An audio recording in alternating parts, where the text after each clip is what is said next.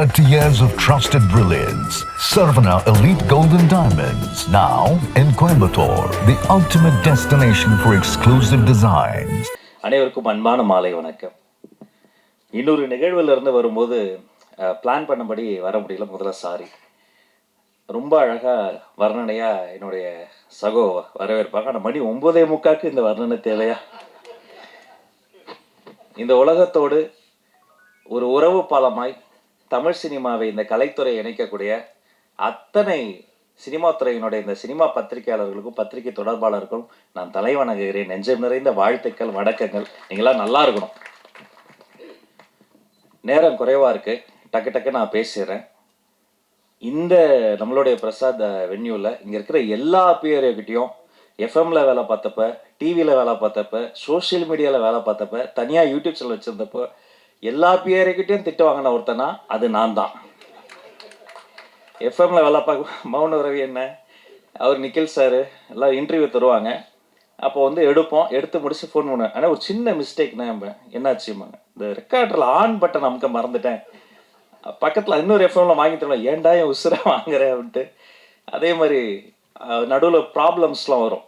எங்களெல்லாம் வெப்சைட்டில் இருக்கும்போது உள்ளே விடக்கூடாது அப்படின்னு முடிவு பண்ணிடுவாங்க. அது பத்திரிகையில் வந்தால்தான் பத்திரிகையாளர்கள், இவர்கள் எங்கள் போட்டியாளர்கள். இப்போ வாசல் அப்படி கையை கட்டி நிற்போம். அடுத்த மாதம் சம்பளம் வாங்கணும், எப்படியாவது எங்களை உள்ள விட்டுருக்கேன். இல்லை பரவாயில்ல, அப்புறம் வர வர எல்லாத்தையும் புரிஞ்சுக்கிட்டு. ஆனால் மேடையில் இருக்கக்கூடிய அத்தனை ஜாம்பவான்களும் சரி, இங்கே இருக்கக்கூடிய பிஆர்களும் சரி, நல்ல தமிழில் நல்ல ஒரு நிகழ்ச்சி செய்யணும்னா ஒரு தொகுப்பாளர்னா அவர்கள் முதலில் அணுகும் இடம் மலிவிலை தொகுப்பாளர்னா அது ராஜ்மோகன் தான் என்பதையும் பெருமையோடு நான் சொல்லிக்கிறேன். 5 ஆண்டுக்கு ஒரு முறை கொடுத்தா அது விருது கிடையாது, ஆண்டுதோறும் கொடுத்தாதான் விருது. மாண்புமிகு தமிழ்நாடு முதல்வர் அவர்கள் அனுமதி பெற்று இனி வெள்ளித்திரை, சின்னத்திரை, தமிழ்த்திரை விருதுகள் ஆண்டுதோறும் தரப்படும் என்பதை முதல்ல மகிழ்ச்சியோடு தெரிவித்துக் கொள்கிறேன். நல்ல படைப்புகள் தான் நம்முடைய ஆக்சிஜன். தமிழ் சினிமாவில் உண்மையிலே தன் தலையை அடமானம் வைத்து முதல் போடுகிற முதலாளினா தமிழ் சினிமாவுக்கே தலையா இருக்கிறது நம்முடைய தயாரிப்பாளர்கள் தான். நம்ம நகைச்சுவையா சில பேமெண்ட்ஸ் வரல, பெண்டிங் பேமெண்ட்ஸ் சொல்லுவாங்க. எந்த இண்டஸ்ட்ரியில இல்லை, அவங்க தரக்கூடாதுன்னு இல்லை. ஒரு படத்துல பேமெண்ட் தர முடியாட்டியும் அந்த சம்மந்தப்பட்டவங்களை அடுத்து ஒரு படமே தரக்கூடிய தாயுளம் கொண்டவர்கள் தான் அந்த அவங்க. இல்லைன்னா நாம் இல்லை, அந்த தயாரிப்பாளர் சங்கம். அதே போல அந்த தமிழ் சினிமாவில் கைகளா இருக்கக்கூடியதுதான் நம்முடைய பாடலாசிரியர்களும் கவிஞர்களும் இசையமைப்பாளர்களும். படத்திற்காக ஓடியதா, இளையராஜாவின் பாடலுக்காக ஓடியதான்னு தெரியாத பல ஒண்டர்ஃபுல் மேஜிக்ஸ் தமிழ் சினிமாவில் இருக்கு. அவங்க இல்லைன்னா நம்ம இல்லை. இந்த தமிழ் சினிமாவை தாங்கி ஓடக்கூடிய கால்கள் அப்படின்னா எங்களுடைய ஃபைட் மாஸ்டர்ஸும் டான்ஸ் மாஸ்டர்ஸும் அப்படி ரத்தத்தை வேர்வையா கொட்டி ஓடி ஓடி உழைச்சி ஓடிக்கிட்டே இருப்பாங்க. அப்போ இந்த தமிழ் சினிமாவினுடைய வயிறு யாரு? Production department. 5 பேர் இருந்தா கேரவனுக்குள்ள சாப்பாடு, 50 பேர் இருந்தா கேரவன் பக்கத்துல சாப்பாடு, 500 பேர் இருந்தா சாப்பாடு எப்படியாவது போட்டுருவாங்க. காந்தி படத்துல கிளைமேக்ஸ்ல 1,00,000 பேர் நடிச்சிருக்கிறாங்க. இந்தியாவில் ஷூட் நடந்திருக்கு.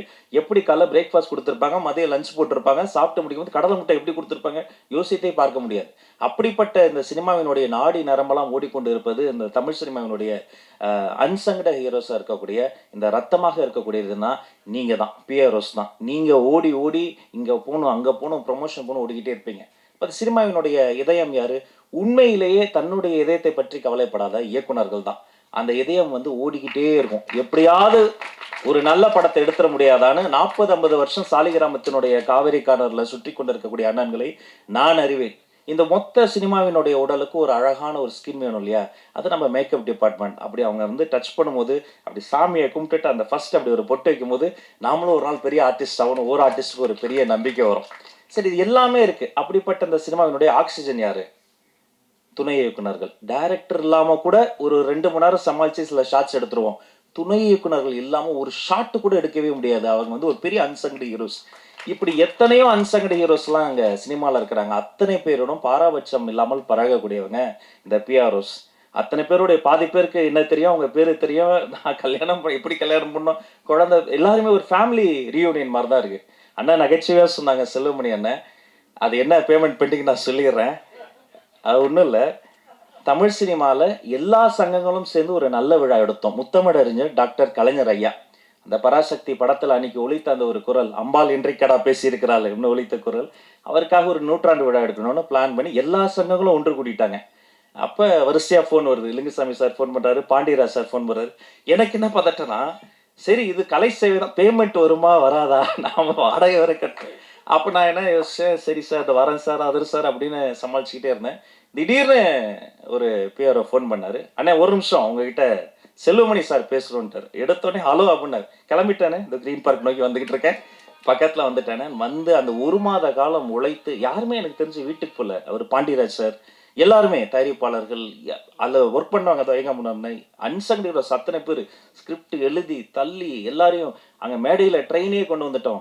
சூப்பர் ஸ்டார் ரஜினி சார் வந்திருந்தாங்க, இப்போ ஒரு கமல் சார், மொத்த சினிமாவை அவங்க கொண்டு வந்து கொட்டி இப்படிப்பட்ட ஒரு மனித உழைப்பு இருக்குல்ல, எனக்கு தெரிஞ்சு இப்படி உழைக்கக்கூடிய அந்த ஒரு ஒரு நேர்மையான உழைப்பு இருக்கக்கூடிய ஒரு கலைத்துறை என்று சொன்னால் அது இந்த திரையுலகம் தாங்க. இது இல்லைன்னா இவ்வளவு பெரிய உழைப்புக்கு ஒரு நடமாடும் உழைப்பாளர்கள் சிலை தான். அப்படி இருக்கும்போது நீங்க உரிமையா கேட்கலாம், சேரன் அண்ணாலாம் ஒரு சாதாரண டைரக்டரா நீங்க தவமாய் தவம் இருந்த அந்த படத்துல வர ஒரு காட்சிக்கு அத்தனை தேசிய விருதுகள் நம்ம கொட்டி கொடுக்கணும். அப்படி தரமான ஒரு ஒரு காத்திரமான படைப்புகள். அந்த நீங்க சொன்னீங்களா நாங்க கடன் பட்டிருக்கோம், நாங்க தான் கடன் பட்டிருக்கோம். இது நன்றி கடன் திருப்பி தந்துகிட்டு இருக்கிறோம். நாங்க இவங்க எல்லாருக்கும் செய்ய வேண்டியது எங்களுடைய நன்றி கடன். எனவே எல்லாமே அது என்னவோ மாண்புமிகு முதல்வர் அவர்களிடம் அனுமதி பெற்று ஆலோசனை செய்து எல்லாம் ஃபர்ஸ்ட் மீட்டிங்லேயே வந்து எல்லாம் முடிஞ்சு போகும். திரும்ப கூப்பிட்டார், ராஜ் அப்படின்னாரு. அப்படியே ஓடி போய் சொல்லுங்க சார் அப்படிங்கும் போது அந்த முதல்ல அவர் சொன்ன விஷயமே அந்த இந்த மானியமுக்காக காத்திருக்கலப்பா, சின்ன சின்ன படங்கள்லாம் அது ஏன் பெண்டிங்ல இருக்கு, முதல்ல நல்ல படைப்புகள் அந்த குட்டி குட்டி படங்கள் இருக்க பாருங்க, எதெல்லாம் பெண்டிங் இருக்கோ அரசு சார்பில் அத்தனை படங்களும் மானியத்தை கொடுத்துருங்க, அவங்க அது டிசர்வ் இட் என்று சொன்ன ஒரு மாண்புமிகு முதல்வருக்கு இந்த நேரத்தில் நாங்கள் நன்றியும் இதன் மூலமாக நான் தெரிவித்துக் கொள்கிறேன். அது மாதிரி அது ஒரு ஒரு இன்னொரு விஷயமும், ஒரு காலத்தில் வந்து தமிழ்நாடு தான் சினிமாவுடைய கேபிட்டலாக இருந்தது. எல்லா ஷூட்டிங்குமே இங்கே நடக்கும். கொஞ்சம் கொஞ்சமாக இன்னைக்கு வந்து ஹைதராபாத் போயாச்சு, கொஞ்சம் கொஞ்சமாக எல்லாமே அதர் ஸ்டேட் போயாச்சு. அதுக்கு வேரியஸ் ரீசன்ஸ். அதெல்லாம் பகுப்பாய்வு செய்வது தான் எங்கள் வேலை. ஷூட்டிங் ஸ்பாட்டில் வந்து யாராவது மேனேஜரோ பிஆரோ வந்து ஒரு பர்மிஷனுக்கோ ஒரு 10 பேரை பார்க்கணும், 4 பெட்ரோல் வண்டி காசு தரணும், நோ. யார் ₹1 கேட்டாலும் நீங்கள் கொடுக்காதீங்க, தரவே தராதீங்க. உங்கள் கூட சிஎம் இருக்கிறாரு, நீங்கள் என்ன ப்ரொடக்ஷனுக்கு என்னவோ அதை பார்த்துக்கங்க, ஆர்டிஸ்டுக்கு என்னவோ அதை பார்த்துக்கங்க. அதுதானே செய்ய போகிறோம். இது வேலை. உலகத்தில் வேலையை செய்யறதுக்கெல்லாம் யாரும் பாராட்ட மாட்டாங்க. அதனால நாம் அப்படி சிஸ்டம் மாறி போச்சு. நாம வேலையை செய்து கொண்டிருக்கிறோம், அதை சிறப்பாக செய்து கொண்டிருக்கிறோம், அது உண்மையாக செய்து கொண்டிருக்கிறோம். எந்த ஒளிவு முறையும் இல்லாமல் டிரான்ஸ்பரண்டான ஒரு கவர்னன்ஸ் தருவதற்கான ஒரு முயற்சி தான். ஏன்னா இந்த சினிமா துறையில தான் கருவாகி உருவாகி இன்னைக்கு ஒரு ஒரு ஒரு மாமனிதர் எங்களுக்கு முதலமைச்சராக கிடைச்சிருக்கிறாரு. இதே மாதிரி இங்க பின்னாடி உட்காந்துக்கிட்டு முன்னாடி தெரியாம வந்து எழுந்து நின்ட்டா கேமராமேன் அண்ணன் கத்துவாரு, முன்னாடி வரலன்னா ஸ்பீக்கர் கிட்ட மைக்கு போடலன்னா எங்க ஆபீஸ்ல என்னுடைய மேனேஜர் கத்துவாரு. அதையும் மீறி எழுந்துட்டா அவரு வந்து இந்த போட்டோகிராஃபர் எல்லாம் திட்டுவாங்கன்னா பரவாயில்ல, மைக்கு பிடிச்சதுக்காக நிக்கில் பண்ணாது, ராஜு உட்காரியா இல்லையா அப்படிம்பாரு. எங்க போனாலும் அவ்வளோ போராட்டம். அதுக்கு நடுவுல ஒவ்வொரு இதுவா பின்னாடி இருந்து முன்னாடி வந்து இடம் பிடிச்சி எல்லாம் வந்துட்ட பிறகு திடீர்னு ஒரு ஜூனியர் ஆர்டிஸ்ட் யாரோ ஒருத்தவங்க வந்துருவாங்க, இஃப் யூ அப்ப கொஞ்சம் அப்படின்ட்டா நம்மளை எழுப்பி விட்டுருவாங்க. அப்படியே பின்னாடி போய் உட்காந்தா ஃபுட்பால் மாதிரி தான் அதவங்களாம் நிற்கிறாங்க பாருங்க. பாதி நிகழ்ச்சி ஃபுட்பால் மாதிரி நின்றுக்கிட்டு தொத்திக்கிட்டு என்னன்னா என்னைக்காவது ஒரு நாள் நம்ம ஜெயிச்சிரும், எதுலையாவது ஜெயிச்சிரும், பெடந்தாங்கள் பறவை மாதிரி எல்லாத்துலேயும் ஓடி ஓடி பறந்து பறந்து இன்னைக்கு அப்படியெல்லாம் போயிட்டு இந்த இடத்துல வந்து நிற்கும் போது சரியெல்லாம் தான் இருக்கு. நாம தானா அமைச்சர் ஆகிட்டோமான்னு பல வாட்டி சரியெல்லாம் இருந்திருக்கு. பட் அதெல்லாம் யோசித்து பார்க்க எங்களுக்கு நேரம் இல்லை. இது ஒரு நல்ல ஸ்டார்ட், இது ஒரு பொன்னான வாய்ப்பு. இந்த மேடையில் எங்கள் அண்ணன்கள் என்னெல்லாம் கேட்டாங்களோ அதை செய்வதற்கு ஒரு பொன்னான வாய்ப்பு. அந்த எண்ணம் தான் முத்துக்காளி அண்ணனுடைய ஒய்ஃபுக்கு ஒரு பிரச்சனைட்டோன்னா அவர் கூப்பிடவே இல்லை. நான் ஓடி போய் முதல்ல அங்கே கூப்பிட்டு போங்க பாண்டு கேஎம்ஸில் போயிட்டு அந்த ஹாஸ்பிட்டலில் டாக்டரை பிடிச்சி, அவங்க வேற யாரும் கிடையாது எங்களுடைய ஃபேமிலி.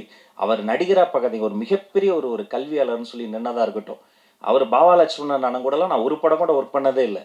எம்எல்ஏ ஹாஸ்டில் கொடுத்துட்டேன், நீ என்ன ரோட்டில் நிற்கிற, நீ வான உள்ள வேணா, கேப்டன் தானா, கேப்டன் சார்பாக தானே நாங்களாம் இருக்கிறோம், அவர் படங்கள்லாம் பார்த்து தேகலைவனா வளர்ந்தாங்க தானே, நீ நில்லுன்னு சொல்லிட்டோம்.